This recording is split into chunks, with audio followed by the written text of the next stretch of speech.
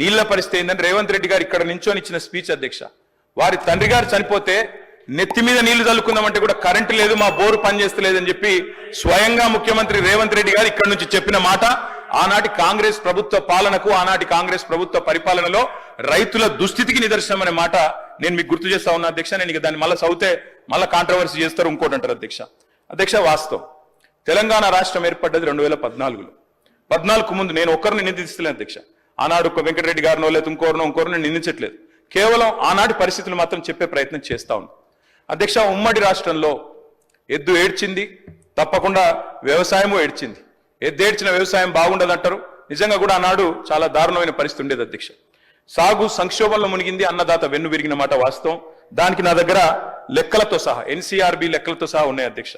ఆ రోజు భారతదేశంలో జరిగే రైతు ఆత్మహత్యల్లో ఆనాడు తెలంగాణ ప్రాంతం, అదేవిధంగా మహారాష్ట్రలోని విదర్భ, ఈ రెండు ప్రాంతాలే టాప్ అధ్యక్ష.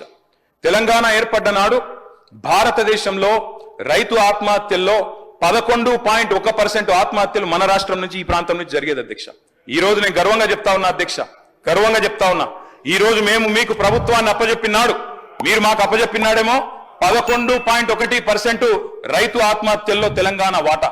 మేము మళ్ళీ తిరిగి మీకు అప్పజెప్పినాడు భారతదేశంలోనే అత్యల్పంగా 1.5%తో మీకు అప్పజెప్పినాం, రైతు ఆత్మహత్యలు తగ్గించినాం అనే మాట నేను గర్వంగా చెప్తా ఉన్నా అధ్యక్ష. దానికి కూడా ప్రామాణికం రేవంత్ రెడ్డి గారు అధ్యక్ష. ఇది ఆయన అడిగిన ప్రశ్న, ఆనాడు పార్లమెంట్ సభ్యుడిగా పార్లమెంట్లో రేవంత్ రెడ్డి అడిగిన ప్రశ్న చదువుమంటే చదువుతా అధ్యక్ష.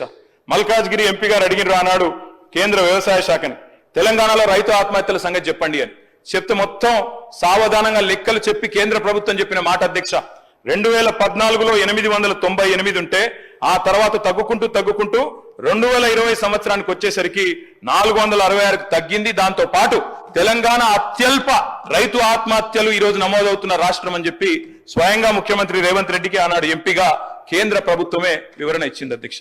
దాంతో పాటు అధ్యక్ష, ఎట్లెట్లా సాగు విస్తీర్ణం పెరిగింది, ఎట్లెట్లా రైతు ఆత్మహత్యలు తగ్గినాయి, ఆ లెక్కలు కూడా మొత్తం ఆర్బీఐ లెక్కలు నేను గౌరవ సభ్యులకు మీ ద్వారా పంపుతాను అధ్యక్ష. దయచేసి వారికి ఇవ్వాలని చెప్పి కూడా నేను కోరుతా ఉన్నా అధ్యక్ష.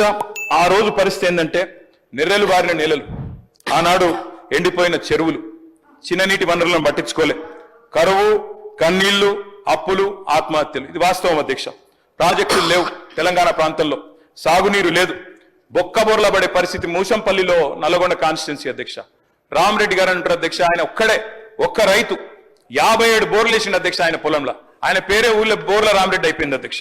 అట్లా కరెంటు కోతలు ఒకవైపు, కాలిపోయే మోటార్లు మరొక వైపు, పేలిపోయే ట్రాన్స్ఫార్మర్లు మరొక వైపు, అర్ధరాత్రి వచ్చే కరెంటు కోసం ఆనాడు కరెంటు వెట్టబోయి షాపు చచ్చిపోయిన రైతులు లెక్క తీస్తే అదే చాంతాడంత ఉంటుంది అధ్యక్ష.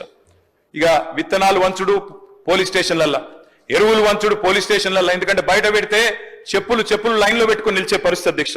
ఇట్లా చెప్పరాని తిప్పలతో ఆనాడు ఉమ్మడి ఆంధ్రప్రదేశ్ లో రైతన్న గోసపడ్డాడు అధ్యక్ష.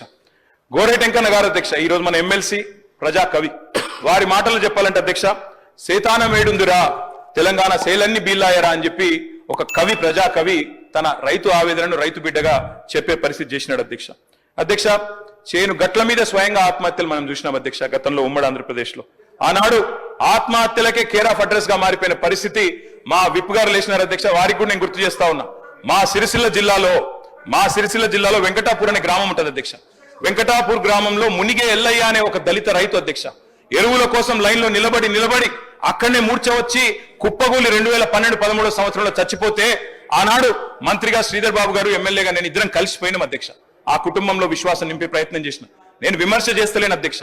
ఆనాడు ఉమ్మడి ఆంధ్రప్రదేశ్ లో ఉన్న పరిస్థితి చెప్తున్నా తప్ప ఇంకోటి చెప్తలేను అధ్యక్ష. ఆనాటి పరిస్థితి ఒక మాటలో చెప్పాలంటే అధ్యక్ష, ఐఎమ్ నాట్ ఈల్డింగ్. మంత్రి గారిని చెప్పమనండి, అది పద్ధతి. నేనేం విమర్శ చేస్తలేను అధ్యక్ష. గోరేటెంకన్న గారి పాట అధ్యక్ష, కాంగ్రెస్ పార్టీ ఆనాడు 2004లో అధికారంలోకి రావడానికి ఆలంబనగా మారింది. పల్లె కన్నీరు పెడుతుంది అంటూ ఆనాడు రాజశేఖర రెడ్డి గారి నాయకత్వంలో రాష్ట్రం మొత్తం ఆ పాట హోరెత్తింది.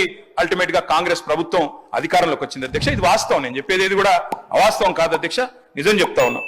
తెలంగాణ పల్లె ఆనాడు కన్నీరు పెడుతుంది అంటూ మనం పాటలు పాడుకున్నాం అధ్యక్ష. తద్వారా ఉమ్మడి ఆంధ్రప్రదేశ్ లో మనకు జరిగిన అన్యాయం గురించి చెప్పుకున్నాం అధ్యక్ష.